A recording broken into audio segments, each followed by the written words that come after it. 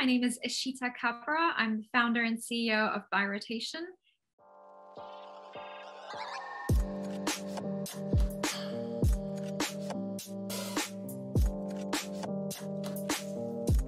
By Rotation is the world's first social fashion rental app, which sounds like a mouthful, but really it's a marketplace where people can lend and rent designer and contemporary fashion from each other, thereby saving the planet, saving money, and also looking good at the same time.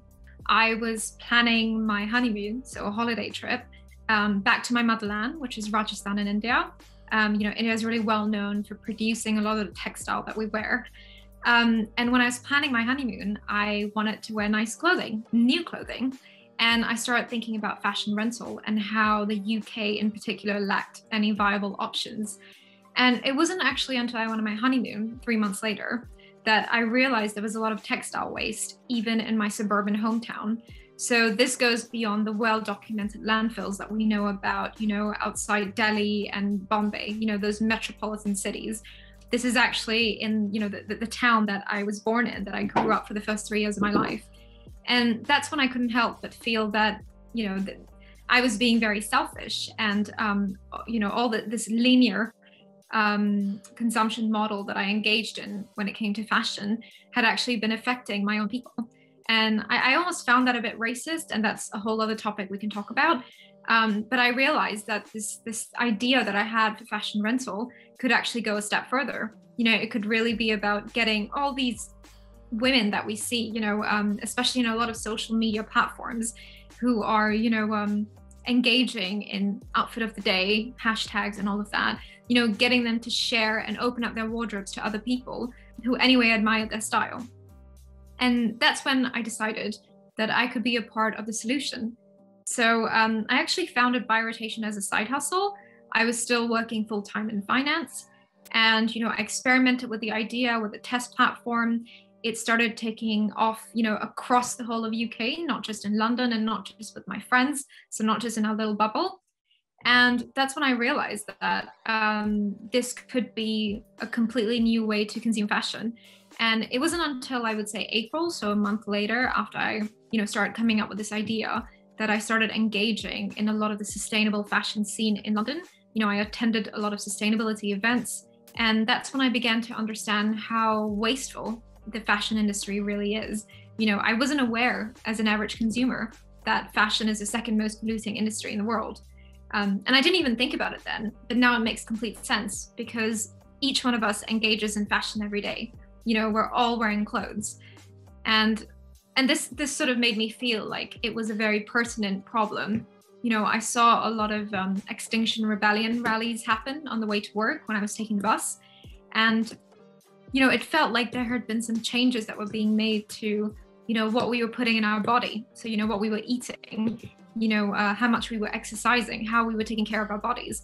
But people weren't talking about the clothes that we were putting on our body. And that's when it felt like this was the right time for us to start talking about that. And we've certainly seen that happening even during the lockdowns in the UK. There's been a lot of supply chains being broken down across the whole country, across the whole of UK, across the whole world, whether it's garment workers being affected, at the bottom of the food chain, all the way to racism that we see in a lot of the fashion industry, where, anyone who's a minority isn't represented, especially at the C-suite level. And I feel like all of these issues are actually interconnected. And the industry is very traditional, it's very backwards. Coming from finance, I'm surprised that there's no regulatory body either. And that's when I really felt like I could actually bring change as an average consumer and make consumers, so just regular people like me and my friends and everyone out there, realize that we can play a part. We don't have to wait for the fashion industry or the brands or the designers anymore. Sustainability is at the core of everything that we do at By Rotation. We're a completely circular business model. We make sure that people can use whatever they already own. So rather than, partaking in buying lots of inventory and then renting it out, like many other fashion rental models out there, we're all about people tapping into their own wardrobes and getting the most use out of what they already own. One of the things that I'm very, very passionate about to ensure that sustainability still remains at the core of everything we do is engaging our community so that they're much more educated and they're much more, aware of the fashion footprint that they have themselves. So it's really about using our technology and getting our community to share with each other. Things that I'm always thinking about is when we take any decision, whether it's a strategic one, whether it's an investment one, or whether it's even a marketing one, we think about, how does this sort of, impact the environment, and how does it negatively contribute to the climate crisis? If it does, then it's something that we don't pursue. And we're really big on this, everything that we do, all the partners that we have, whether it's people or corporations and organizations, we're always thinking about whether they share the same values as us. One of the reasons that I founded By Rotation was because I wanted to approach this problem of waste in the fashion industry as an average consumer. I wanted to average just regular people who were buying clothes and buying fashion into realizing that they could actually partake in the solution. And that's just by sharing what they already have with each other, as opposed to, stopping people from completely changing their habits or, having to, I guess, be complete eco-activists.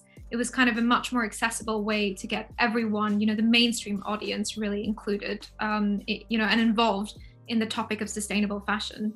So for me, it's really about reaching out to the average person and ensuring that they're aware of the simple and small steps that they can do to become, closer to sustainability and make more positive decisions when it comes to consumption.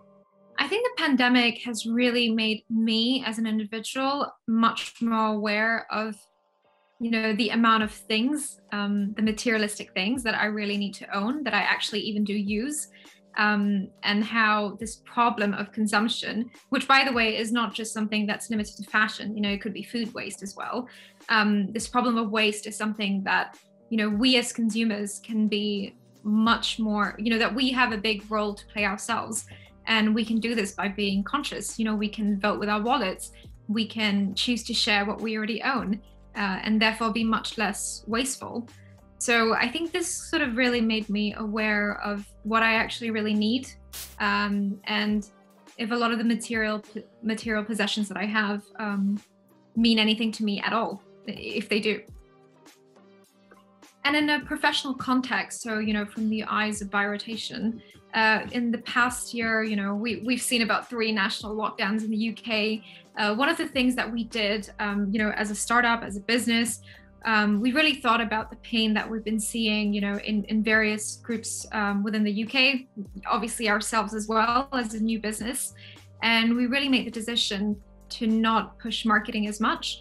And therefore we didn't push rentals at all to our community, because we're a very community oriented business and it didn't feel right to push ball gowns to people for their Zoom meetings. That wasn't the kind of message we wanted to go after. So what we really did is we spent all this time building our community, keeping them engaged, keeping them in a good mood and a lighthearted mood. And then, when it felt right, according to the messaging and according to what we were seeing in the news flow, when it felt right, we would tell our community, oh, if you wanted to do a spring clean, you could lend out, your own wardrobe and your pieces on the app. But without being too pushy. I think that was very important to me, because I really realized that this was going to be a long game. It was not going to be a 3 or 6 month thing. It was going to be a year-long thing. And, it's been more than a year and we're still living with it. So we were very careful about our messaging. I would, however, say that we continue to see rentals during this time, which is great, because it shows that people are really open to alternative forms of consuming fashion. And they became much more aware and educated during this time of the problems of the fast fashion industry. We saw, I don't know if I'm allowed to name and shame, but we saw Boohoo, still having garment workers in the UK, so that's modern slavery, being paid about £3.50 per hour during COVID, when they were not actually allowed to work. And apparently a bunch of them also caught COVID, and yet they were forced to come into work. So, we began to know much more of these stories. And I think that was actually, it sounds crazy, but it was actually, it actually kind of really informed a lot of the general public and the mainstream audience about the problems that are in the fashion industry. before we all start rushing off to the high street stores once lockdown starts easing. So that was definitely a positive, I would say. It was definitely a tailwind for the sustainable fashion industry.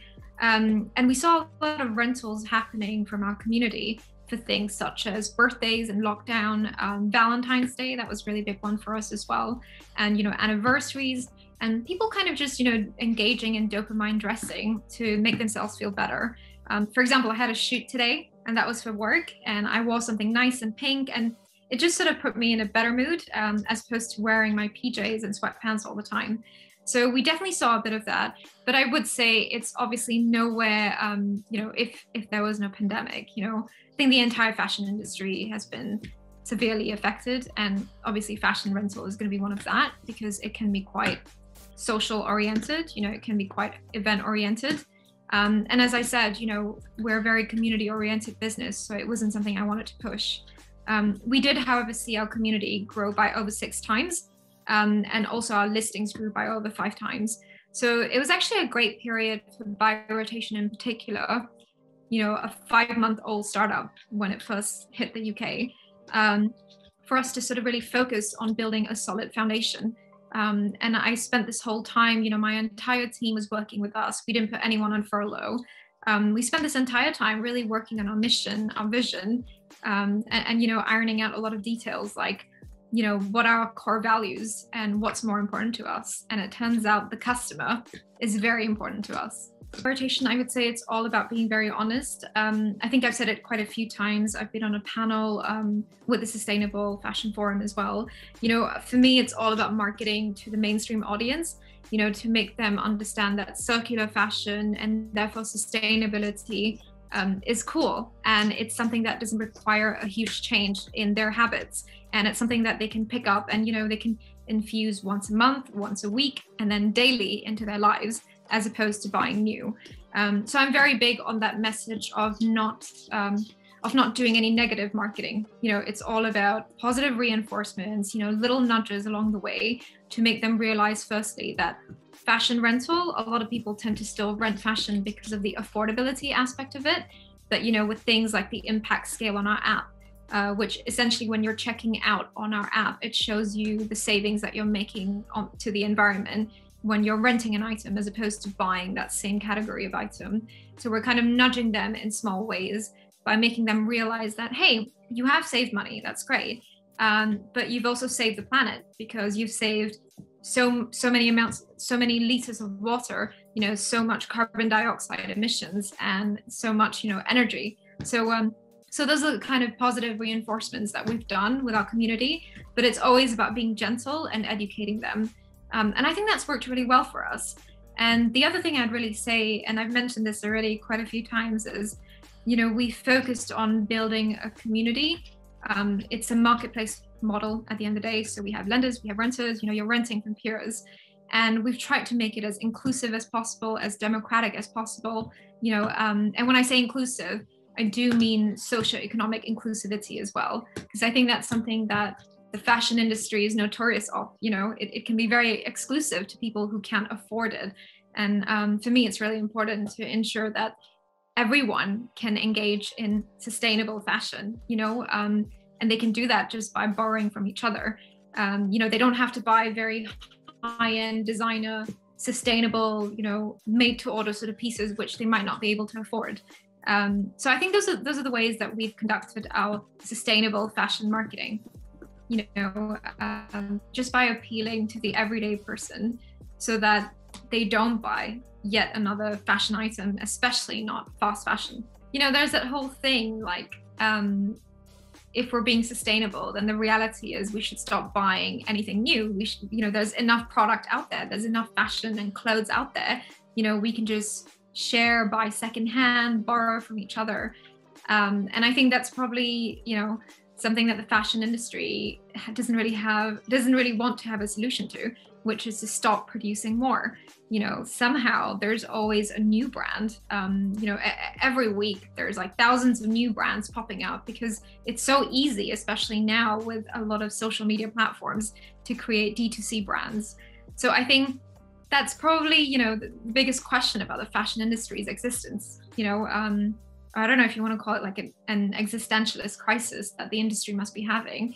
But to those brands, those producers, I'd really say there's a few designers out there that do amazing things like upcycling. So, that's Christopher Rayburn. Everything that he's produced in his collections, they're all from upcycled fabric.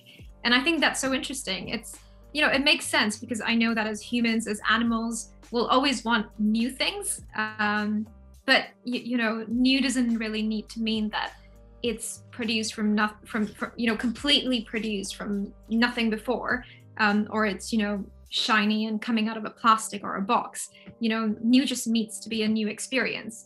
And I think a lot of, especially I would say Gen Z, and increasingly also millennials, we're actually, embracing this whole concept of wanting new experiences, not new materialistic things that belong just to us.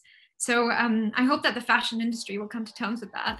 I think there's a lot of cool things they can do because the fashion industry definitely drives a lot of culture. So the sooner that they embrace it, I think, the less the population is going to leave them behind. So yeah, I'm very excited for fashion to start embracing the revolution that we're seeing for the climate crisis. And also, definitely I'm biased, so I will say this, but I'm excited for fashion to start embracing technology more. Technology is a great way to improve various industries. We've seen that. And I think it's time for fashion to allow tech to start playing a role in the sustainability part of it, as opposed to creating, terrible garments and fibers. My advice, and again, I've been maybe just about 2 years dipping my toes into the fashion industry, and now I'm more in the sustainable fashion segment. I would say just be honest. We all know that no one in the fashion industry is perfect. I mean, the fact that you're producing new clothes, new garments, it's already problematic. So just be as honest as possible, and tell us a story. I personally want to, I talked about voting with your wallet, and now I actively give my money and buy products or services to companies and people who tell me the true story and, tell me about their values. I think I'd like it if, more designers sort of started appealing more to the emotions, and telling us the truth and being more vulnerable as well. So that's probably the two pieces of advice that I would give. One of the things that we do when it comes to storytelling is making it really all about the community. For us, it's the users of the app that decide what's cool, what's popular, what's more in demand on the app. It's, for example, the lenders, if you're listing items on the app, you get to have full flexibility on the pricing of the items in your wardrobe. And I think that's something that we've seen our users, and we've been actually really praised by a lot of the industry for this, is our very, very significant, focus on community. We don't keep a big, I think one of the things I've noticed in the fashion industry is that there's always a big divide between the fashion brand itself and its customers. That the fashion brand is seen as this cool, almighty thing that you can never get your approval from them as a customer. They won't even acknowledge that you exist, even though you're buying their products. Whereas one of the things that we do at Buy Rotation is we're very, very close to our customer. We're all ears, we're always available.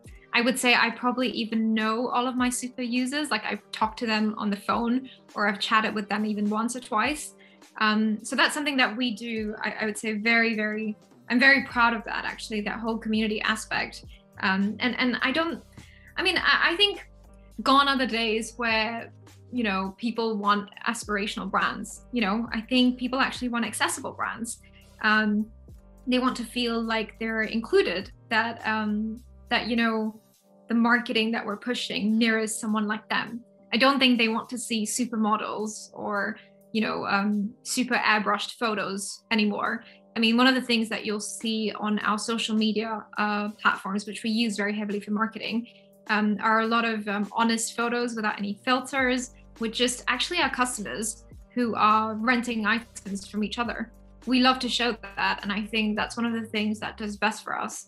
And people love getting the acknowledgement from us as a brand as well. They like to know that, oh, they know that I exist. They know that I bought something from them, or in our case, rented something from us. So yeah, I think that's one of the things that I really found problematic as an average consumer. You know, never being acknowledged by the brand that I was probably giving hundreds of pounds to. And it's just very simple things like a nod, you know, letting them know that you appreciate them. So buy less, buy better, therefore vote with your wallet. And I'm definitely going to say this, but share more. So rotate more, you know, with your neighbor, with your friends, you know, with people on services such as ours, by rotation, you know. I think there's just, as I mentioned, there's just too much product out there. And I think that we already have what we need. And if we really have to have it, then please share it with someone else.